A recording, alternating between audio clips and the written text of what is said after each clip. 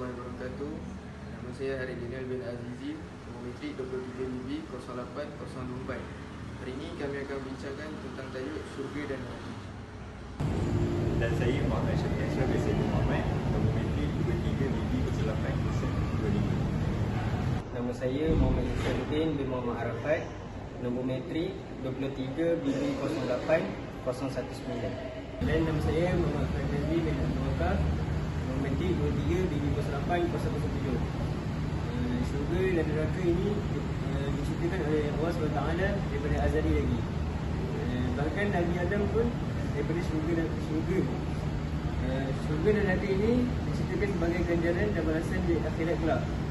Syurga ini adalah tempat yang indah dan cantik, dan terdapat banyak nikmat-nikmat.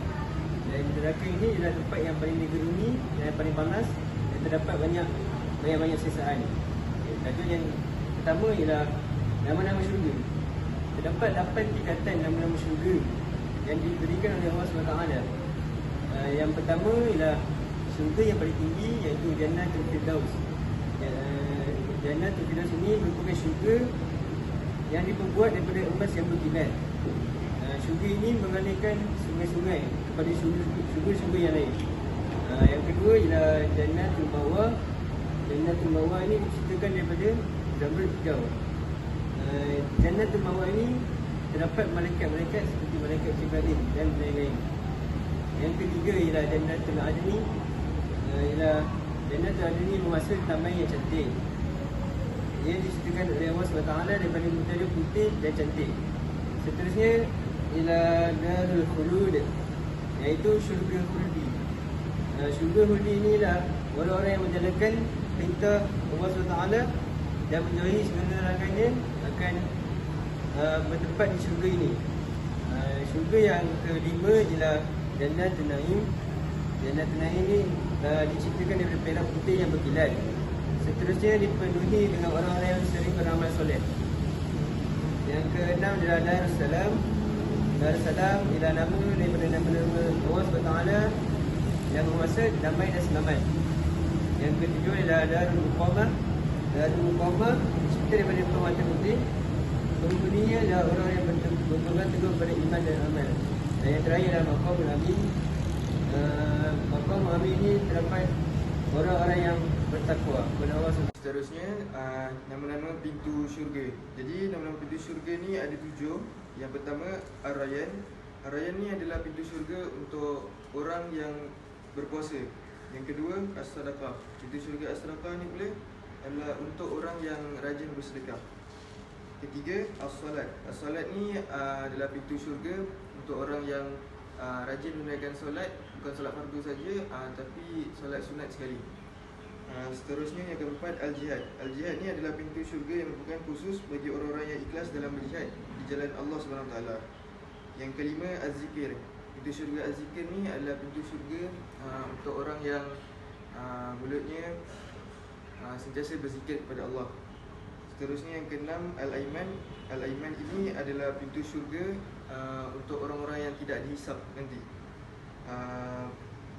Yang seterusnya Al-Kaziminal Ghaiz wal-Afina adalah pintu syurga untuk umat Islam yang dapat mengendalikan amarahnya. Dan terakhir Babul Walid. Babul Walid ni adalah pintu syurga untuk orang yang berbakti kepada orang tua mereka, iaitu ibu dan bapa.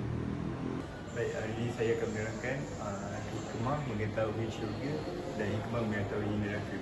Okay. First, kita pergi kepada hikmah mengetahui syurga. Syurga ni merupakan aspek yang penting bagi seorang Muslim untuk mengetahuinya.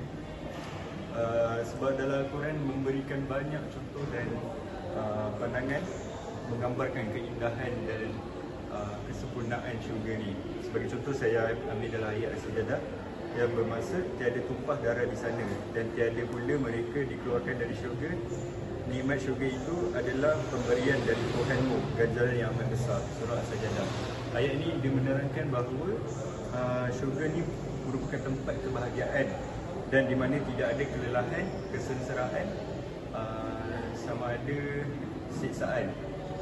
Jadi berdasarkan ayat ini dapat memberikan satu impak kepada seorang Muslim, kerana apabila kita membaca ayat ini kita tahu bahawa betapa besarnya ganjaran syurga itu, dan kita akan meninggalkan segala larangan Allah dan lebih banyak melakukan kebaikan kerana ingin masuk ke syurga. Baik, seterusnya hikmah mengetahui balasan neraka. Neraka ni bagi seorang Muslim kita sangat penting untuk mengetahui balasan neraka ini. Terdapat banyak kerana dalam neraka ini kita boleh katakan sebagai tempat di mana kita diletakkan sekiranya kita melakukan dosa atau kesalahan di dunia. Terdapat ayat yang menerangkan bahawa berkenaan dengan syurga melalui ayat Ali Imran yang bermaksud, dan bertakwalah kamu kepada mereka yang disediakan untuk orang-orang kafir, surah Ali Imran.